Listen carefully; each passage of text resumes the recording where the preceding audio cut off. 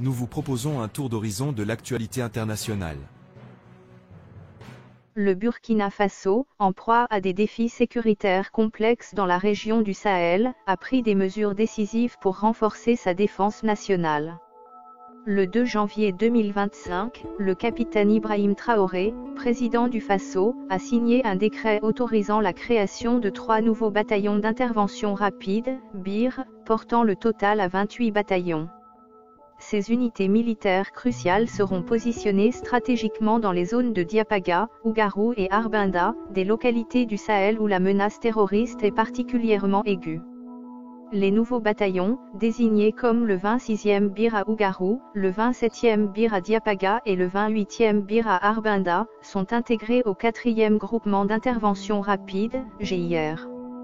Cette extension des forces spéciales fait partie d'une stratégie plus large visant la reconquête de la totalité du territoire burkinabé, une promesse faite par le dirigeant lors de son message de la nouvelle année.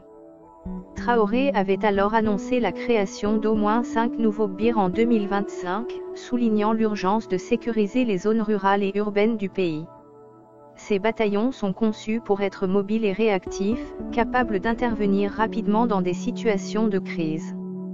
Leur déploiement dans ces 3 garnisons n'est pas seulement une réponse directe aux menaces actuelles mais aussi un signal fort de volonté gouvernementale de reprendre le contrôle des territoires menacés par les groupes armés.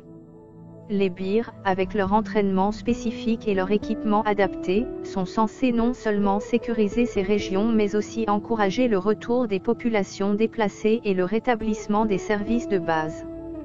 La création de ces unités reflète également une évolution dans la stratégie de défense du Burkina Faso, qui passe par un renforcement significatif des capacités opérationnelles de l'armée.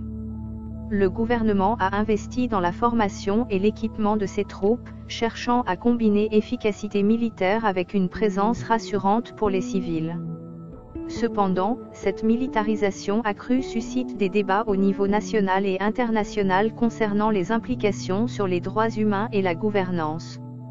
En outre, l'initiative de Traoré vise à redonner confiance à une population souvent désillusionnée par la montée de l'insécurité. Les actions de ces BIR seront scrutées de près par les habitants de ces zones, qui espèrent voir des changements concrets en matière de sécurité.